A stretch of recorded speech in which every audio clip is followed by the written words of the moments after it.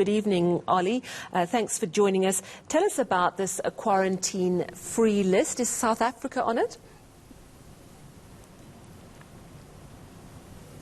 I'm afraid South Africa is not on it. There are 50-odd countries which are, and what that means is that anyone coming from those countries to England specifically, they don't need to isolate or quarantine for 2 weeks on arrival.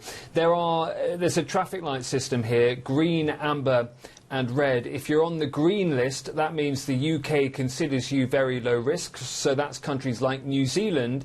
But the green list is countries that aren't putting a reciprocal arrangement in place. So if I were to travel to New Zealand, I would still have to isolate because New Zealand considers the UK to still have quite a widespread outbreak.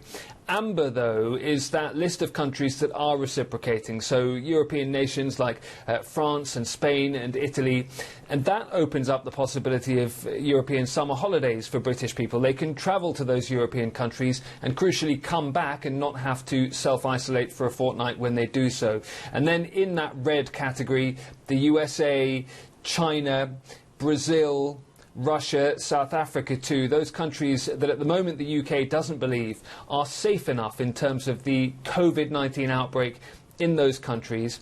Although the UK is being very clear that this list is open to change, countries can be added to the exemption list and they can be taken off it as well if the outbreak moves in the wrong direction. And now tell us about what's going on between the United Kingdom and China. It's all over Hong Kong, isn't it?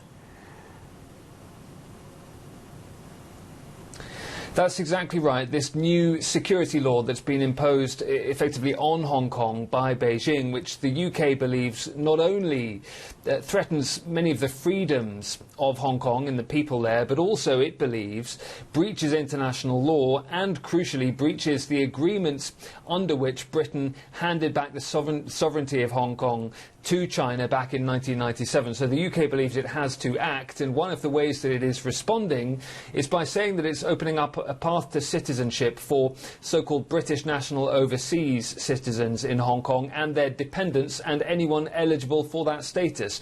Well, that is up to 3 million people. So it's a huge move by the UK and has really angered China, which is threatening to respond. But the UK may well go further still. It's been angered also by the handling of the COVID-19 outbreak, is now also considering removing the tech firm Huawei from any involvement in its 5G network build-out here in Britain. So there is a real worsening in ties between London and Beijing, but as I say, it could yet get worse still.